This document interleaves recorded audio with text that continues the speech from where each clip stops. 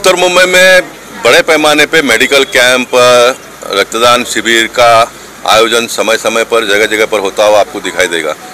ये जो जयकांत भाई ईरानी मेरे बगल में खड़े हैं, ये एक चैरिटेबल हॉस्पिटल चलाता है, बड़े पैमाने पे इनका काम है। उनके साथ में भावेश जोशी भी जुड़ा हुआ है। तो हमको आने वाले दिनों में दो विषयों के ऊपर बड़े पैमाने पे काम करना पड़ेगा, ऐसा मुझे लगता है। तो ट्रैफिक की समस्या से छुटकारा लोगों को दिलाना पड़ेगा। देश के प्रधानमंत्री जब $5 ट्रिलियन इकोनॉमी की बात 2027 तक का कर रहे हैं, तो उसमें महाराष्ट्र ने 1 लाख ट्रिलियन की सहभागिता देवेंद्र फडणवीस जी ने जताई कि हम $1 लाख ट्रिलियन उसमें ऐड करेंगे करके। और मुंबई शहर बड़े पैमाने पे टैक्स देता है केंद्र सरकार को। Mumbai is a financial capital of India, हमारा देश का आर्थिक राजधानी है। मुंबई शहर के व्यापारी और कामगार वर्ग अगर 4 घंटा 5 घंटा ट्रैफिक में परेशान हो गए, धंधा कब करेंगे, पैसा कब वो कमाने का प्रयास करेंगे। तो ट्रैफिक की समस्या से हमको छुटकारा लोगों को दिलाना पड़ेगा, मुद्दा नंबर 1। मुद्दा नंबर 2, 2023 का ये हमारा संकल्प है कि मैं मेडिकल के क्षेत्र में और ट्रैफिक के एरिया में काम करूँगा। आज सामान्य व्यक्ति को हॉस्पिटल में जाके एडमिट होता था, उसको 1 लाख 2 लाख तो एकदम सिंपल हो गया है। 5 लाख 15 लाख 25 लाख इतने बड़े पैमाने पे बिल हो जाता है। तो इसका सरकार ने ऑडिट करना चाहिए, और ऑडिट में पाया गया कि आपने गलत इसका बिल लगा दिया है, 5 दिन 6 दिन एडमिट हो गया और 25 लाख का बिल बना दिया है, तो उस हॉस्पिटल के ऊपर आपको एक्शन लेना पड़ेगा। तो ये थोड़ा इनके ऊपर डर पैदा होगा, नहीं तो आज कोई पूछने वाला नहीं है। मुद्दा नंबर 1। मुद्दा नंबर 2, इसमें लोगों ने भी अपने आप में थोड़ा करेक्शन करना चाहिए। छोटा मोटा प्रॉब्लम हो गया, आप बड़े से बड़े हॉस्पिटल में पहुंच जाते हो और फिर बिल आने के बाद में आप परेशान होते हो। क्यों?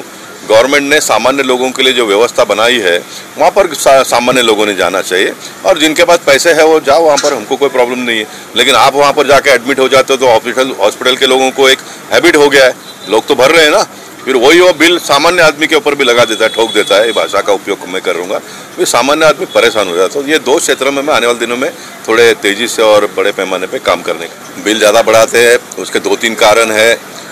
एक तो प्रधानमंत्री ने सामान्य लोगों का चिंता करते हुए 5 लाख रुपया आयुष्मान भारत के माध्यम से एक सुविधा उपलब्ध करके दी, इसमें बड़े पैमाने पे लोगों को लाभ मिल रहा है। लेकिन ये जो सर्वे 2011 का हुआ है कांग्रेस के ज़माने में, वो सर्वे भी फिर एक बार नया हो, इसकी भी मैं मांग कर रहा हूँ, ताकि सामान्य लोगों को भी इसमें ऐड हो जाए।